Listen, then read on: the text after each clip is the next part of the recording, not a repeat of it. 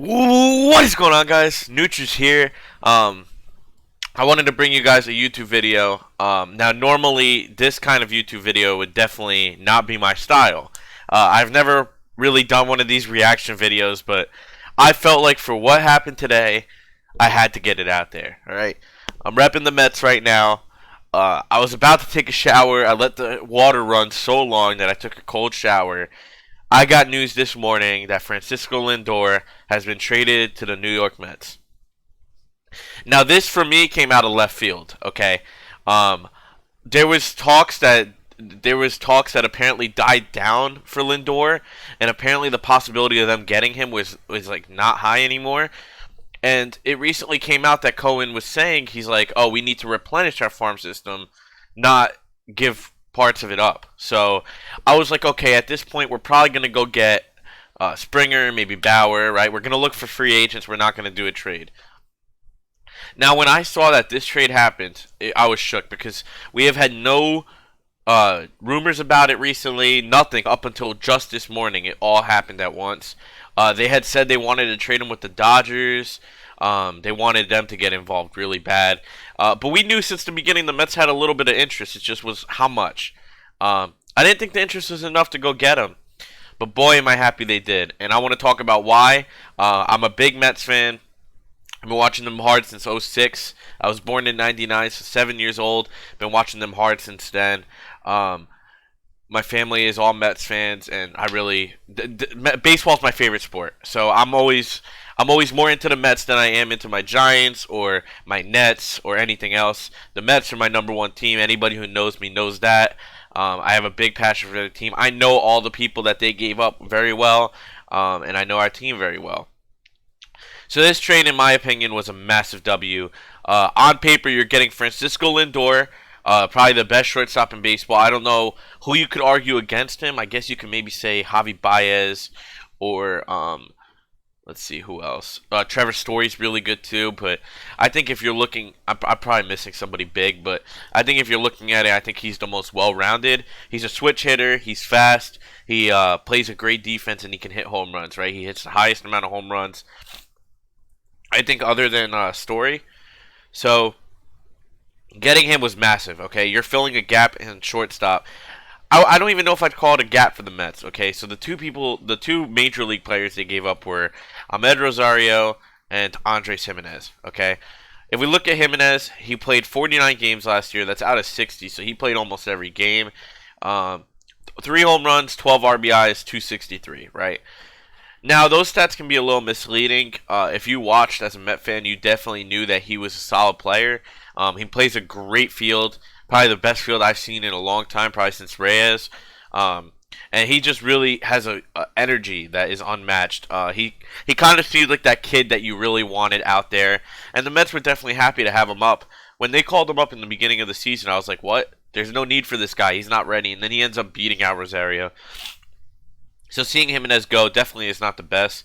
I remember he's been talked about for a while, but for Lindor, at the end of the day, it's nothing. Okay, he dreams to be like he could be what Lindor is defensively, but his bat will never ever match what Lindor's is. Lindor being a switch hitter, him being only a lefty, Lindor being able to hit for power. This guy has almost no power. Lindor being that guy who could drive in runs. This guy also can't do that. I mean, there's stuff that this guy might do better, but there's a lot that he does worse. He's never. I thought Rosario was the player out of anybody that could match up to Lindor. We saw Rosario in 2019. He brought up his average a crazy amount. He went all the way up to 290 after starting slow. 15 homers, 72 RBIs, 19 stolen bases, 10 caught stealing. Bad base stealer, really good hitter. We thought this guy was going to be the shit. He was ranked over Gleyber Torres in the prospect system. It just never panned out. We gave it another chance in 2020. He sucked again. It's always like he either is really good or really ass. And I was sick of waiting around. We've waited 2 full seasons, four seasons in total, and he's just too streaky. He shows he has the promise. The Indians might be getting themselves a player. This guy is still only, how old is he? He is 25 years old. He's still ahead of his prime. He's still got his prime to come. The Indians could definitely turn this guy into a good piece. And yeah, then we also gave up Josh Wolf and some other prospect from center field. Let's see. Of course, it doesn't say. I tried to open all this stuff. Isaiah Green, yeah. 2 second-round picks. I think they're both from the Brody Van Wagenen era, which was the big thing. I think that they wanted to kind of clear that era out. It wasn't a good one. Brody really didn't know what he was doing. So yeah. So one of the big pieces I wanted to talk about too, when we got Carlos Carrasco thrown in as well, I was pretty shook. Wow, that's crazy.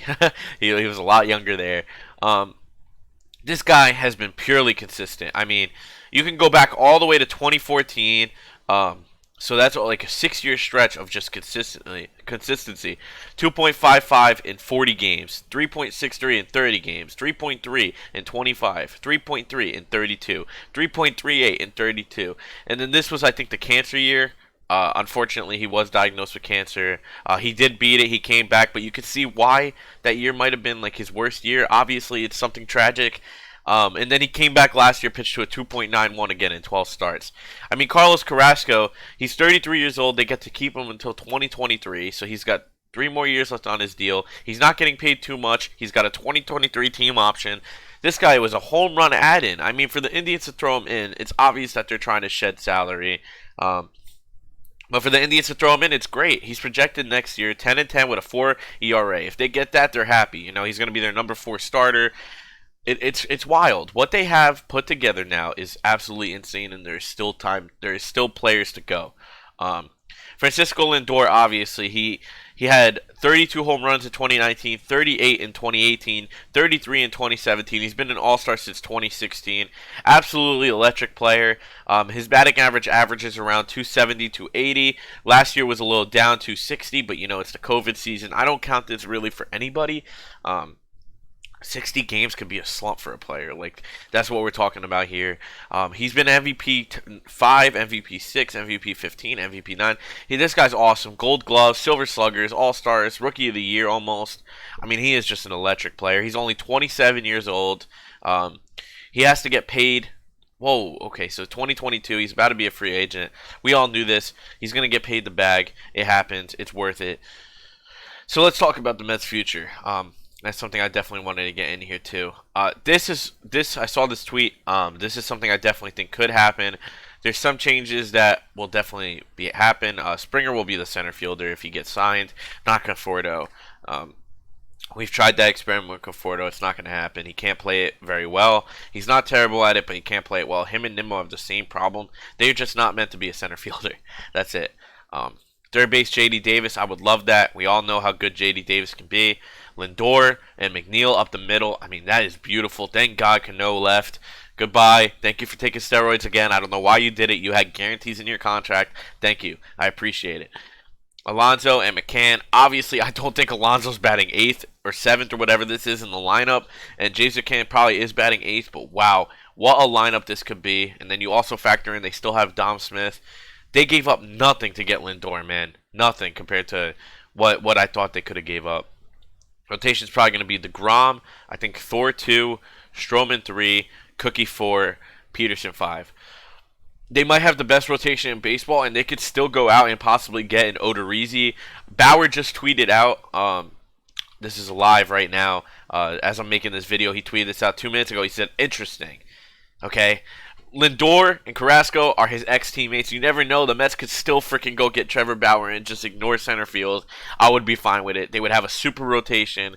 We don't know what's going to happen. We already signed Trevor May. I want Brad Hand in the bullpen, which is another former Cleveland Indian. The Indians were a World Series team. If we could put together some of their players, that's doing it right. Mix it with what we already got going.